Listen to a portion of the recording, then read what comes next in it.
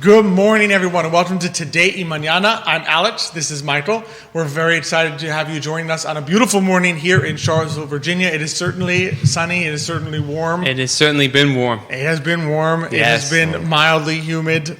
So you should get into a nice, cool place. Get your café con leche or your iced café con leche and watch some Today Mañana, because we are going to be joined shortly in the show by two fantastic guests that we are welcoming back. We're going to be joined shortly by Michael Slon, the conductor, and conductor for Virginia Oratorio Society of Virginia, and Bridgid Eversole, education coordinator for Charlottesville Opera. We're going to be talking the festival this weekend, an amazing event happening this Saturday, so in 2 days, that is free for all. So we're going to be learning about that and all the amazing partners involved with that. So we're looking forward to that. As always, love being here on the I Love CVille Network set. Thank you to our presenter, Emergent Financial Services, and our amazing partners at Matthias, Realty, Charlottesville Opera, Craddock, Sirius Insurance, Forward, Adelante. And Michael, I'm glad to be on with you. I'm happy to be here, Alex. I've heard it's been a couple weeks? A couple weeks. In fact, last time you and I were on, we were talking Music Man. That's right. And you had the chance to see Music Man. I did. I was able to go.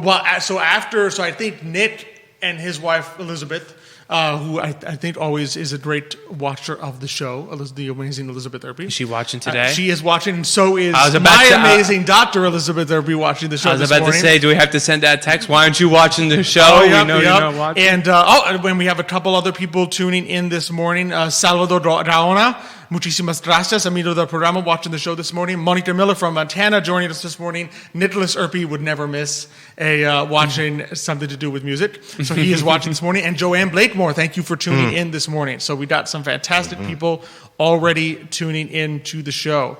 And I had the pleasure. So Nick and his wife were already going to the Music Man, and then right after that segment that you and I had done a few weeks ago, my wife texted me, he's like, can we go? And I'm like, I was already planning on asking you if we could go, but I'm glad you asked me if we could go. And so we did, and it was just beautiful, like so wonderfully done. And we'll chat maybe a little bit on it with Michael and Bridgid. Just beautifully done, great singing, great. And I knew I had only met, you and I had met Danny Belcher and Kathleen, who was doing the kind of the directing. Yeah. And we met Danny, and I knew, we get the feeling like this guy has the charisma. He's going to be a great music man. Like, he's going to be a great main character. And sure enough, he was just fantastic. He had the charisma, the charm, the way he would smile, and this kind of sly look that he has at the beginning, and just a beautiful story, a lot of songs. I could tell people in the audience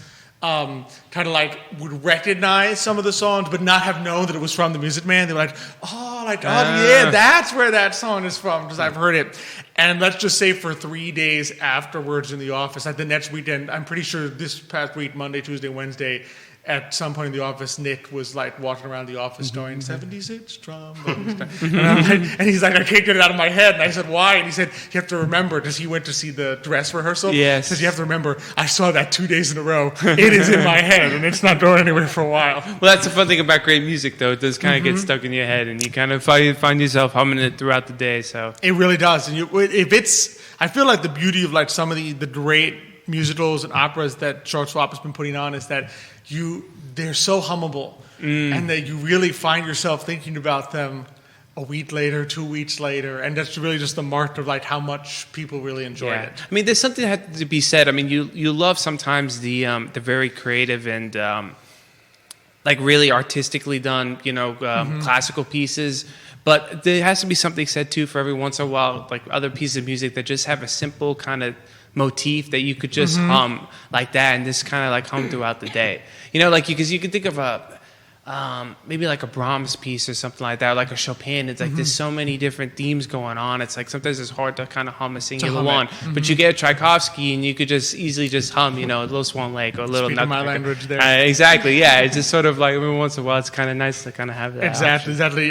Nicholas putting in a comment here saying, Elizabeth and he were doing Trouble this morning. She was the Music Man, and he was the chorus. So it's still in their heads, which I think will probably be said for a lot of people. I don't think that reenactment was probably as good as in the play, but probably not. But it was really beautifully done, and we enjoyed it tremendously. So, if you're sad that you missed out on it, That's what this segment is for, because there are many There's more things. There is hope. There are many more things coming forward. So I think that's a great way to segue into our two fantastic guests for today. So we're excited to welcome to the show this morning Michael Slon, conductor of the Oratorio Society of Virginia, and Bridgid Eversole, education coordinator at Charlottesville Opera. Michael, Bridgid, thanks so much for coming on this morning. Thank you. Thanks for having us, Excited as to be always. here. No, it's a joy to have you both on. So, I mean, I guess the best way to open it is, so the next thing for people who are like, oh man, how did I miss the Music Man? I should have been watching Today Mañana 2 weeks ago.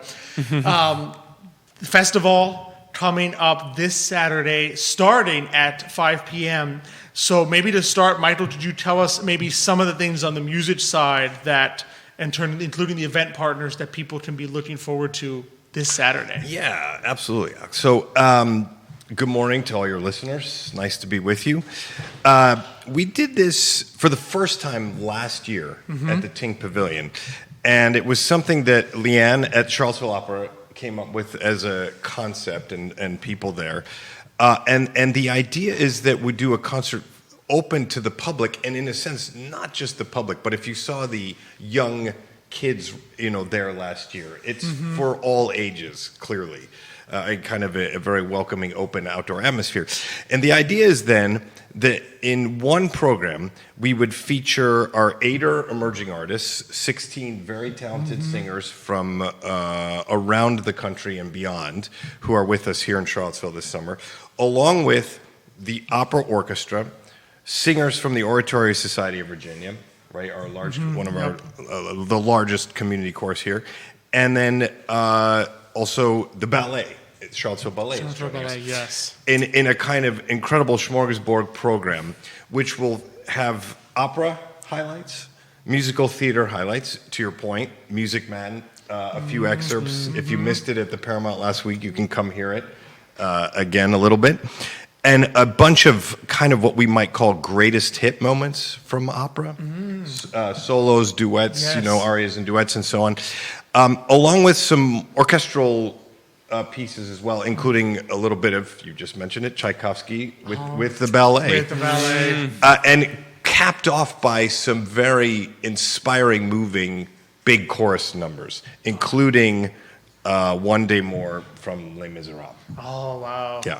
So it'll be quite a program in 2 days. Absolutely, and those are some great partners, and that part I know begins at 7 p.m. Yes. Is when the concert part. But as Bridgid's going to tell us, there's some things going on beforehand. Right, You lots do not of have to get exciting there, things. and there's some great arts partners too. We are.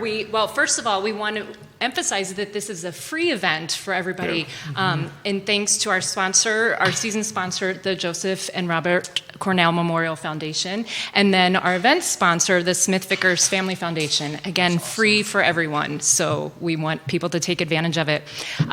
We've got a group of community arts nonprofits that are involved with us, and from 5 to 7 we'll have activity tents for the kids, and kids of all ages, really. The Charlottesville Ballet, the Charlottesville Symphony, the Oratorio Society, Empowered Players, the Virginia Theater Festival, the Paramount, and of course Charlottesville Opera will all be having tents with activities. I believe there's a musical petting zoo.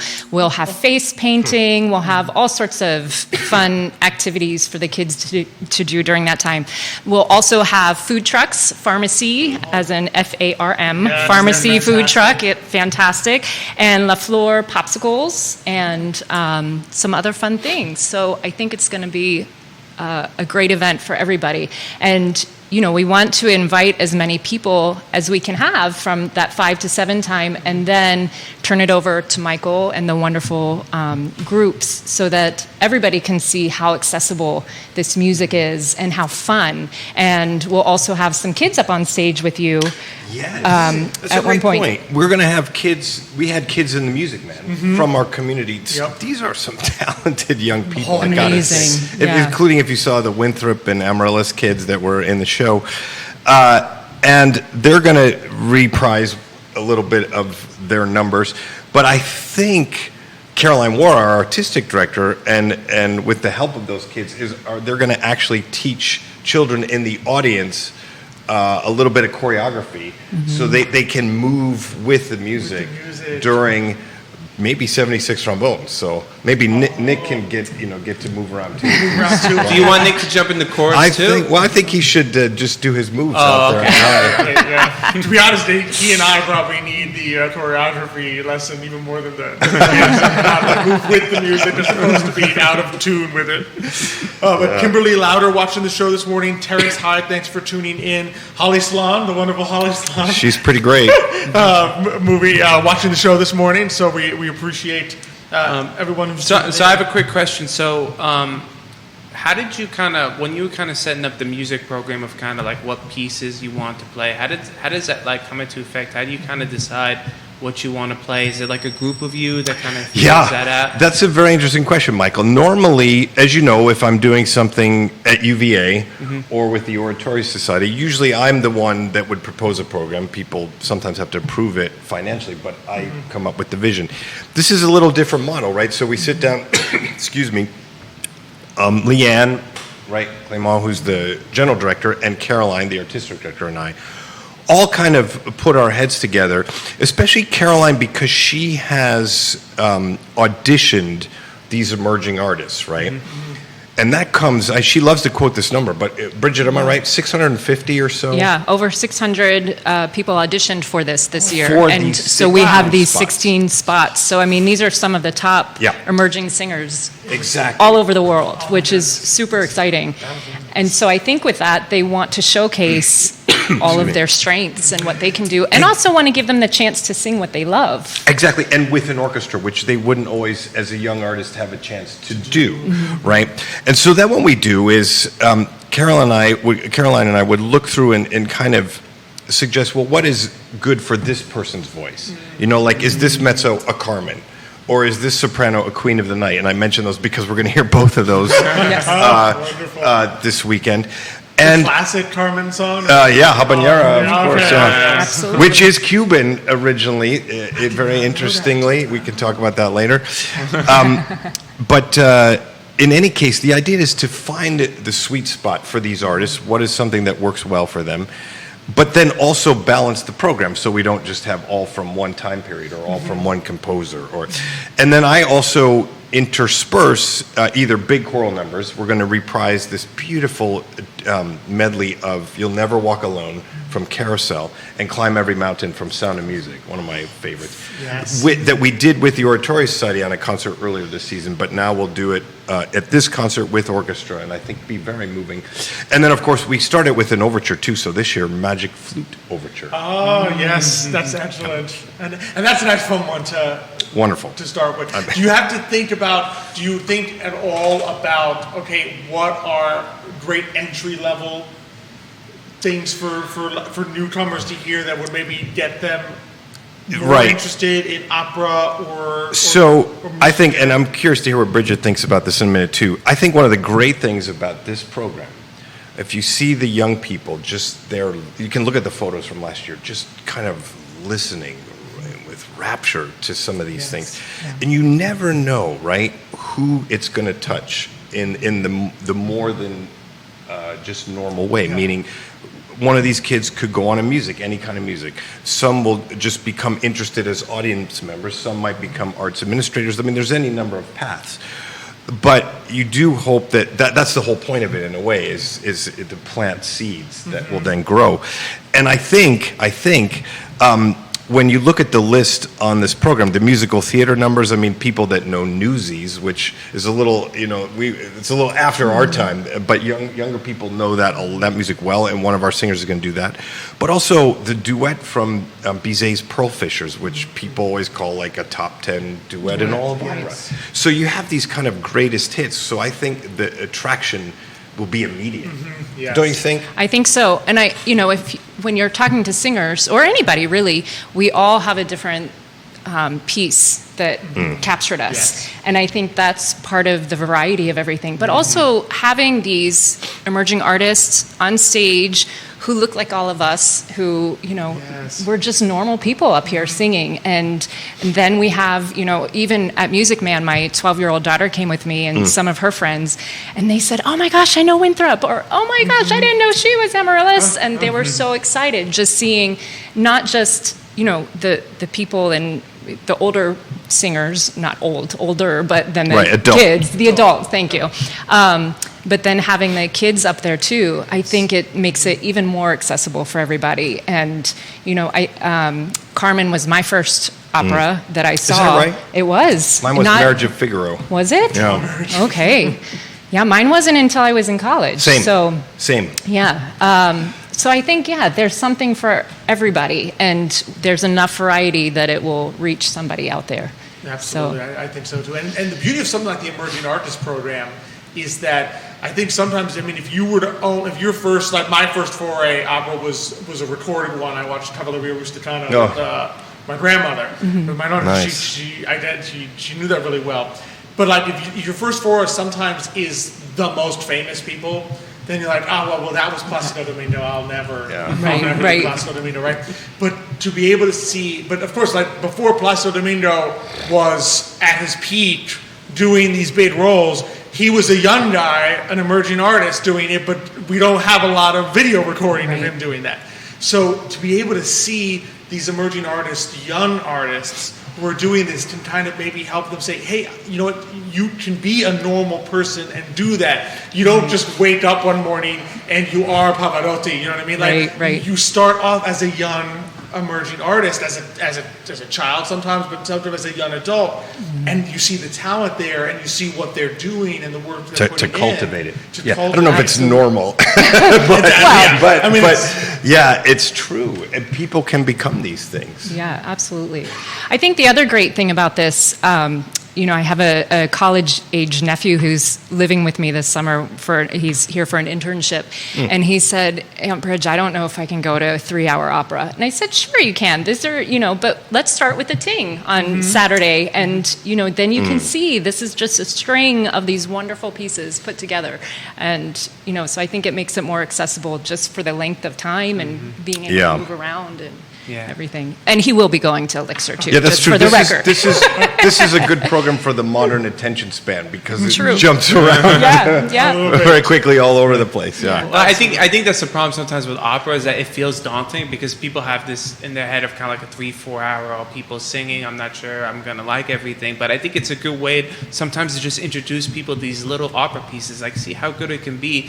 You can watch it for 3-4 hours. I mean, and I've always had problems with people's like, I don't have the attention span. I'm like, today people binge watch a Netflix show for like 5 straight hours. You have the attention span. You have it. Just have to apply yourself. Yes, exactly. You have to apply And yourself. Elixir is not the longest opera. Oh, no. So No, it's it's I think and it's very charming. And It's very charming. And Goonies. A lot of people know Goonies, and that's the one that they listen to. Una Fortiva. Right? Am I is right? that right? Isn't it? I can't didn't remember. remember The- that. that's- To be honest, Sloth and- I know Elixir, but I don't know Doonies. Yeah. I know. Oh it's no! hard. So You have that's to what check I wouldn't that be out. able to answer. I'll have to check that out and see which one they're listening to. But the beautiful something about something like Greatest Hits too is people will have a lot of those reactions. I think because how many times in commercials, Right. and in TV shows and in movies will you hear a piece of an opera, and Well, it's usually going to be a Greatest So Hit. let me name 2 more pieces on the program we haven't mentioned yet. One is the flower duet from Lakme. As soon as that gets used in movies and commercials all the time, it's a stunning. I mean, that duet is Gorgeous. breathtaking, beautiful. Also, for those who are fans of musical theater from the late '80s that have endured for a long time, I mentioned Les Mis already, but. For the first time ever that I'm aware of in recent times, we're going to be doing some excerpts from The Phantom of the Opera. And that is something that I know there will be a whole segment of that audience.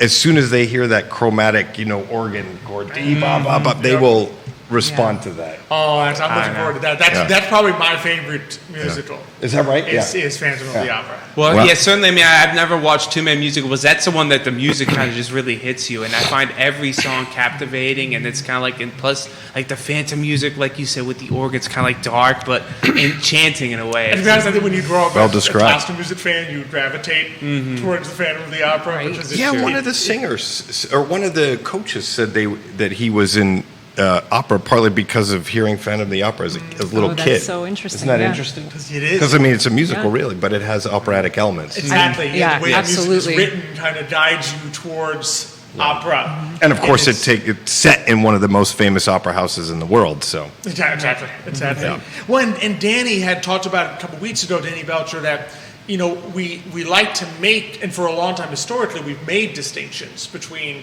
musical theater and opera. But a lot of opera houses, and Charlottesville Opera, I think, is at the kind of at the forefront of this, at least in our community, of saying, well, it doesn't really have to be this distinction. They have so many elements in common. Right. I mean, the style of music may be different, but especially when you harken back to like Mozart operas, right? I mean, sometimes people think of opera and you think of like a continuous stream of music, like Wagner. Mm-hmm. And Les Mis is essentially a Yeah, Wagner it is a opera, and continuous it never stream. stops. Yeah. But a lot of the older operas, like Don Giovanni and stuff, Magic Flute would be It's kind of like yeah. a musical because they sing a song and then they do the little sing-songy talk thing with the harpsichord, and then they sing another song, and that's kind of what a musical is. It's sing a Right. song, talk maybe, and sometimes in a Yeah. sing-songy voice, and then do another song. And Yeah. so they're beautiful ways that you can kind of Well, do between. there's two ways you can think about that. One is you have these pieces that bend the genre lines, right? Like Sondheim, Sweeney Todd, right? It's been done as a musical on Broadway. It's also been done in opera houses, But also, you could think about it in terms of the types of voices.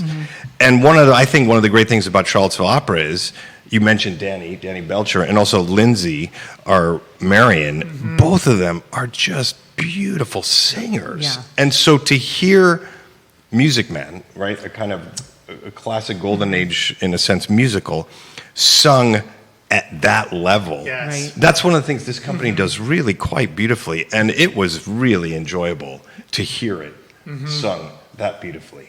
Exactly. Yeah. Good singing is good singing, no matter That's true. what it That's a is. great point. And you know, because you teach it too. Right. And I think just being able to adapt to the different styles is really important. And singers need to be able to do that nowadays because so many Yeah. people are doing the crossovers. Yeah. So I think that is important. And really just, I think the power of the voices is what struck me, because obviously with a musical you do often have the mics. Yeah. which you don't have in opera. Right. But to hear, of course, in Lindsay and Danny, two people who have the voices for opera, singing it just, I mean, when they start singing, it just booms. Right. Because you already have such a powerful voice that, particularly if your first foray into like Music Man or like last year's Guys and Dolls, like my first time I watched Guys and Dolls was the movie. Right. And so the difference between Marlon Yeah. Brando and I forget what was his name? I forget the name of the gentleman who sang Sty last year in Guys and Dolls, but he was operatically trained. Right. Yeah. The difference was Keith, I night think. and day. I mean, you just the music just comes out of his mouth, and Yeah. it's melodic and beautiful. And I think for a lot of people who maybe saw their first foray was the movie musical of The Music Man, where I mean they're on a sound stage, the audio quality is nothing like they have today. To then go see and have the opportunity to hear something like that, which they'll be able to do again this weekend, hear those actual beautiful voices singing it. You know, and I would just put a plug in for one of the things I do a lot, which is work with choruses. Right. That was another aspect I thought of Music Man that was just stunning, was we had all these wonderful community singers and the emerging artists together. And those choral numbers really came to life. Also with Casey's beautiful choreography. Yes. I mean, they really came to life in a way you might not hear elsewhere. So, And part of that too, I want to give credit to the sound engineers, because part of that with That's the true, mic, too. They have to- you have to really know how to mic a and there's like classically there's trained 30 singer. mics. There were in a ton play. of mics, In and play. they were so. Kudos to them. That was.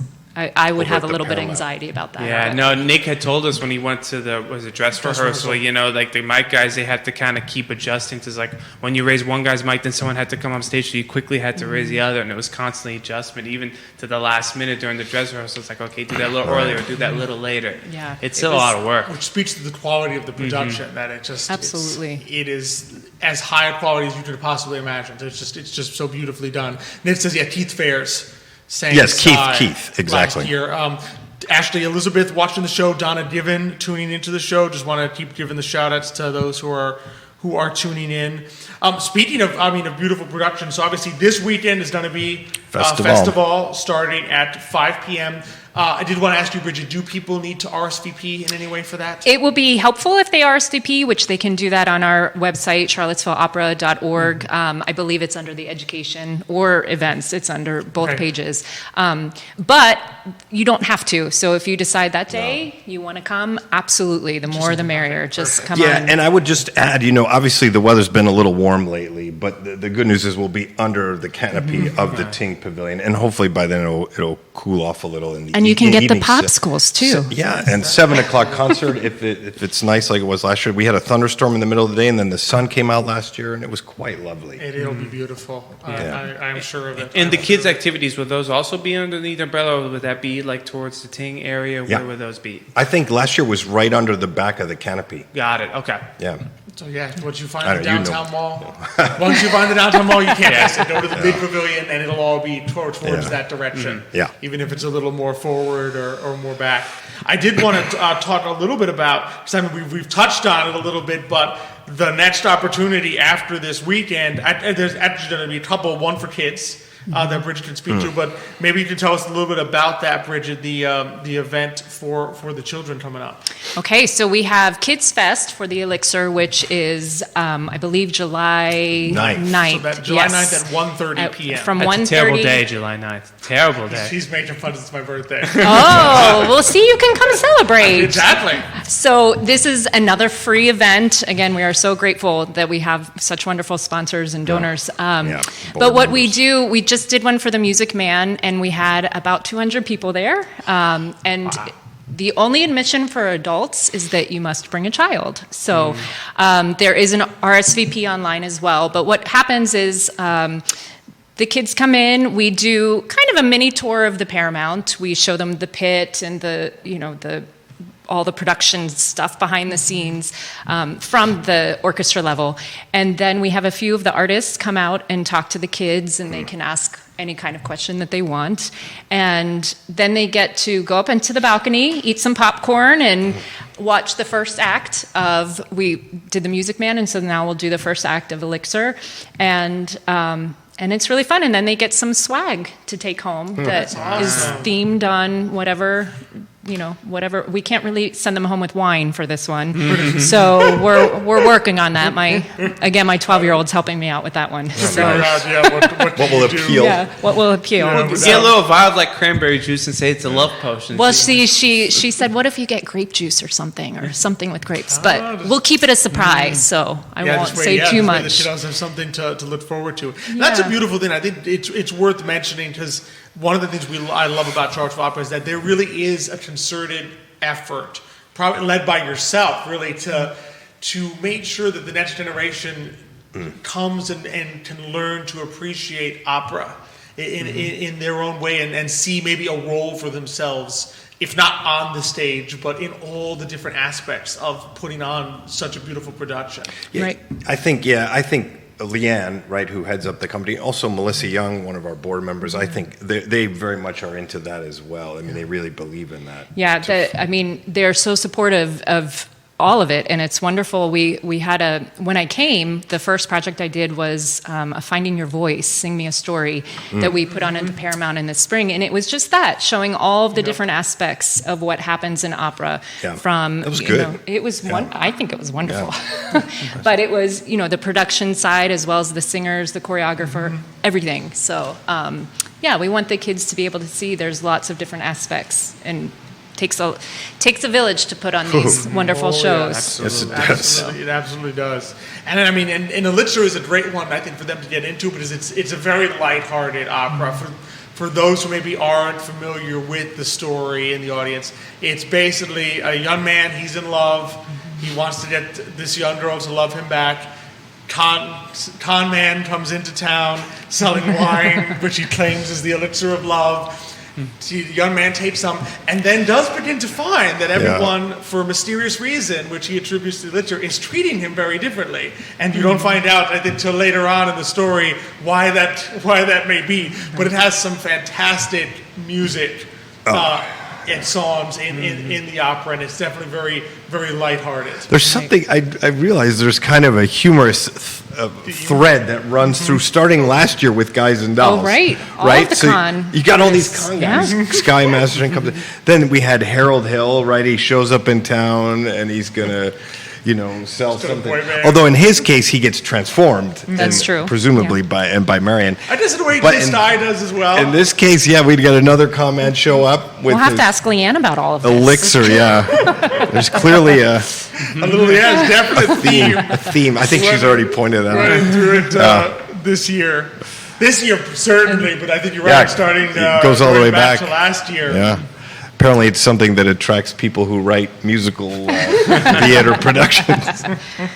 But from the music side, what can maybe you tell the audience about the style of music and what they can Well, afford Donizetti, to that'll be beautiful. That's a beautiful opera, and as you say, it's certainly more accessible and lighthearted, right? It's meant to be charming and funny in a lot of cases, and I don't think the audience ever feels angst. Nemorino may feel angst, right, about his situation, but so I think that it's a great place for someone who's younger or also young in their experience of opera to come out and enjoy it. And I think it's certainly one of those that gets listed on the top 15 operas performed all the time. Una Furtiva is of Right. course the famous aria, but I think it'll be lovely. And I think here's one way we could relate it to younger or newer audiences. You were talking about the plot also. If they've read Harry Potter, right? Isn't there an exact same thing where Ron takes this potion and it's supposed to be helping him, but really it's that comes all. It happens in Sweeney Todd with the miracle elixir, Pirelli. I mean, this is a through theme, and it lends to a lot of hijinks and good humor and high times, I think. Absolutely. Yeah. Actually, when we were talking about the swag bag for the Kids Fest, that was one thing my daughter brought up was, Harry Potter does all of these elixirs. Exactly. What could we do? Good luck or love potion or whatever. Potion. Truth serum, whatever. I don't know what they have going on. So it's relatable. There's also, by the way, a lot of choral music in Italian, of course, but there will be supertaz. But in this opera also has a lot of exciting choral music, and of course the orchestra will be there. And there's what you mentioned before, recitative. So those exactly. those moments, as we know from music history, that kind of speed the action along or the plot, and then you pause in an aria and get inside a character's heart or mind and hear what they're actually thinking, feeling. Which will be beautiful and a nice chance. Nick is trying to even do the connect the line even to Tosca last year, that the two main characters kind of taunt each other also. Between Tosca and the Scarpia, they're kind of fooling each other on that one there. But and I think that it's always fun to see the variety of operas. So for anyone who attended Tosca last year, that's a very heavy opera, but opera isn't always heavy. I mean, your first one was the Marriage of Phaedra, which is not quite as heavy as humorous.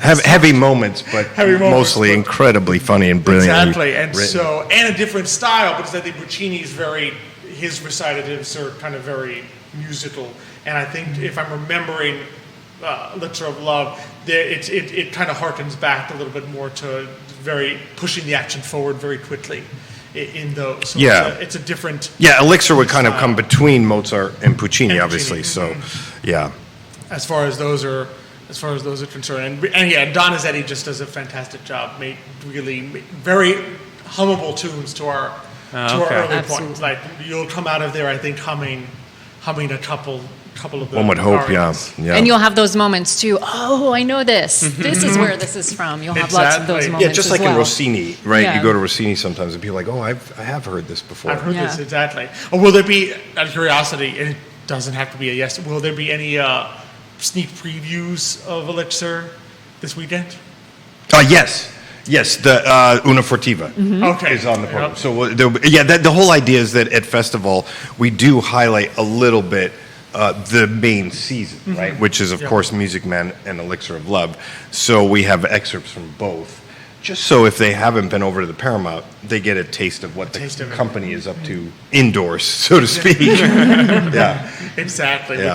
which is really just a beautiful thing because it's an opportunity, particularly if you've missed out, or weren't here for one. Because the challenge, of course, with operas that you can't do 30 showings. No, yeah. It's not Right. the type of thing where it's going to be, I have 20 opportunities to see the Music Man, right?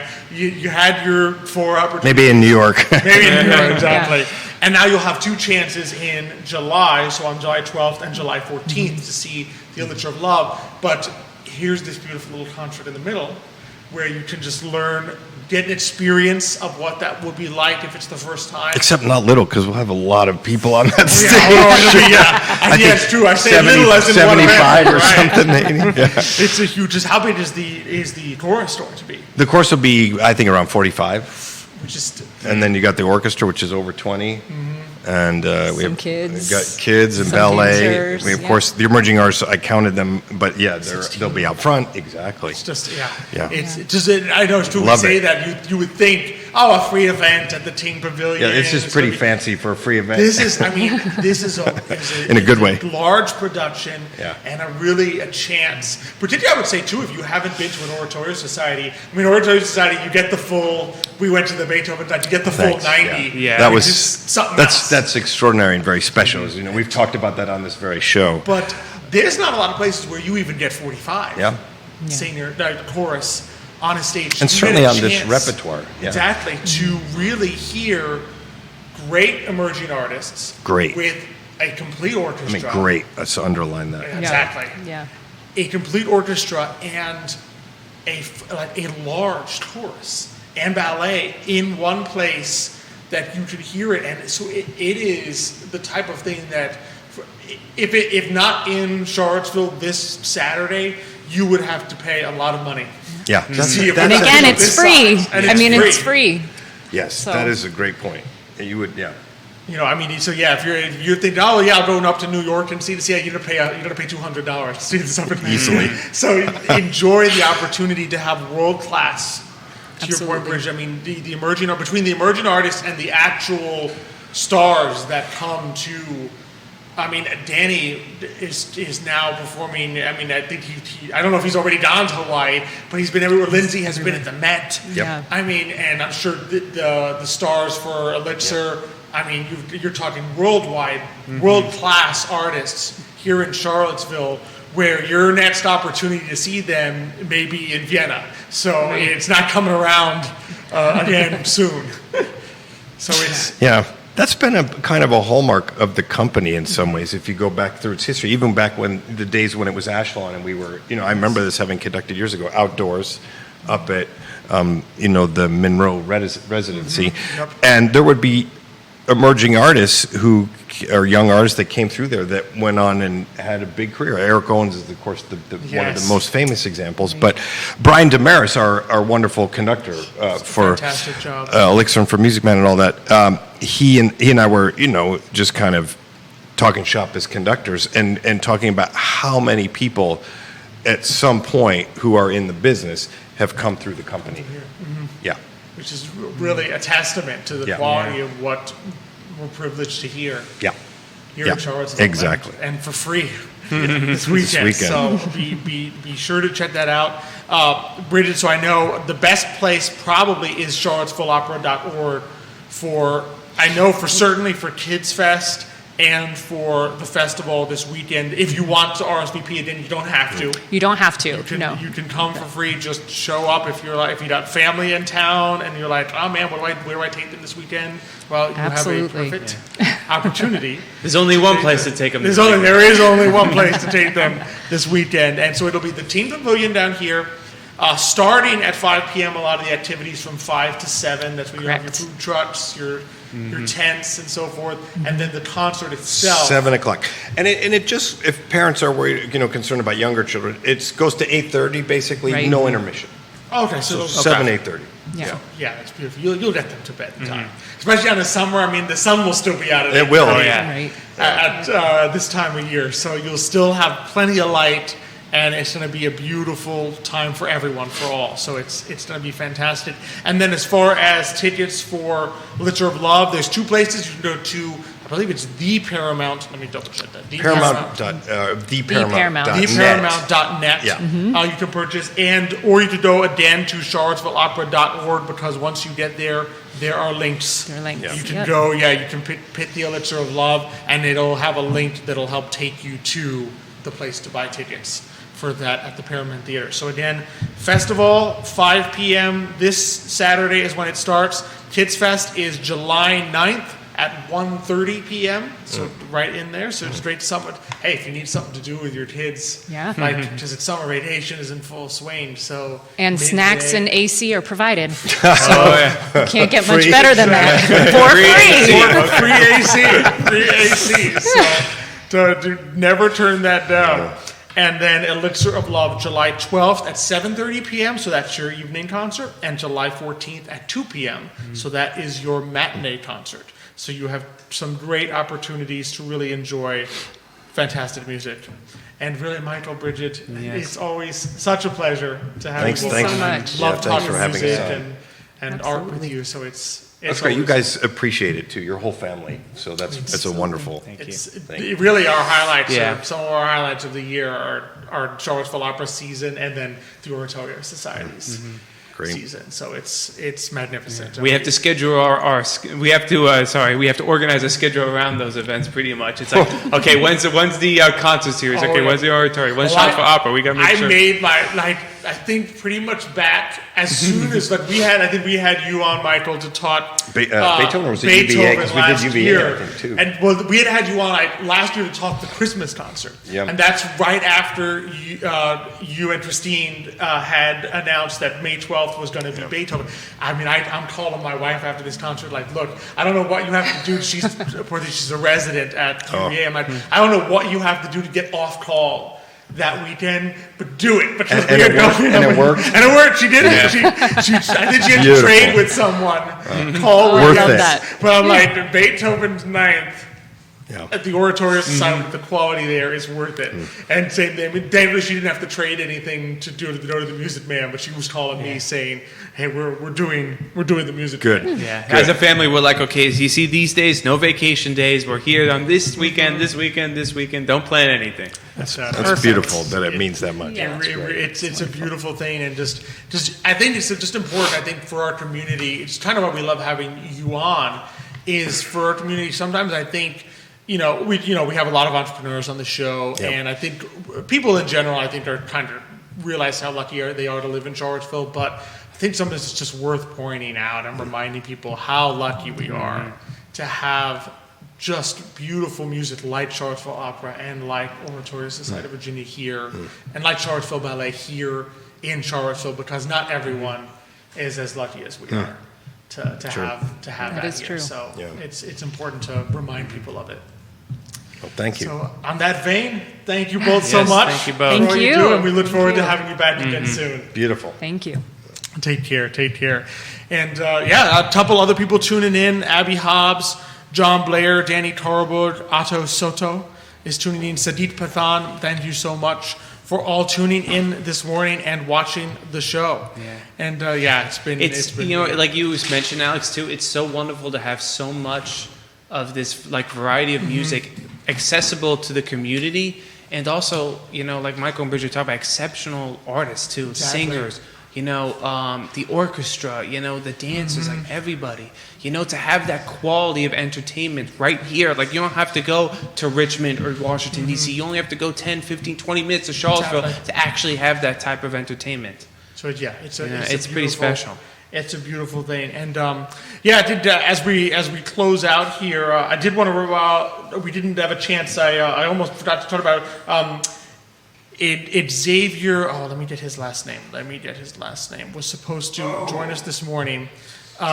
Xavier Taylor. He is a local composer. One of his pieces from his story song musical Abioyo will also be performed at this concert. okay. So it's going to be a great opportunity. And he's a not local only- composer from Yeah, here? to not Very only cool. hear emerging artists, but to hear emerging composer. Wow. So that'll be really cool too. So if you go to the concert at 7 p.m. This Saturday, you'll be able to hear that as well. So that's going to be fantastic. So it's been a great show. Always It really love has. having Michael and Bridgid on. Next week, it's going to be 4th of July. So there will be no Today Mañana. No we will be show. celebrating. What's everyone going to be doing now if there's no Today Mañana? Enjoy some fireworks and some. And not at 10:15 in the morning. Okay, not though. 10:15. What are they going to do? They're going to sit there Thursday morning and be like, I don't know what to do with myself. Yeah, but you'll find something. Yeah. And then the 11th, we will hopefully be joined by Miguel Corradine. Miguel, amigo del programa from Craddock Serious Insurance, is going to be joining us on the 11th. Always a great show with Miguel. It's always fun to have Miguel on. So appreciate being here. No, thank you for with having you. me, Alex. Thank you to all our amazing viewers this morning. Really appreciate everyone who tuned in. Be sure to share all the info again this weekend, Saturday starting at 5 p.m. with a concert at 7 p.m. The festival, Arts for All Festival. And then Elixir of Love, July 12th, 7:30 p.m., July 14th, 2 p.m., charlottesvilleopera.org. We'll have all your information. Thank you to Emergent Financial Services for presenting. Thanks to our amazing partners, Craddock Serious Insurance, Matthias Realty, Charlottesville Opera. Thank you to more viewers. They keep coming in, so if I missed your name, sorry. Jess Walter Sivitsari, thanks for tuning in this morning, and really appreciate everyone who joined us. Thank you, Michael. No, thank for you, being with Alex, me. for hosting. Always love it. Thanks, Judah, behind the camera, making us all look good. Thank you, our amazing audience. We look forward to seeing you in a couple weeks. But until that time, happy 4th of July, and nos vemos. Hasta mañana.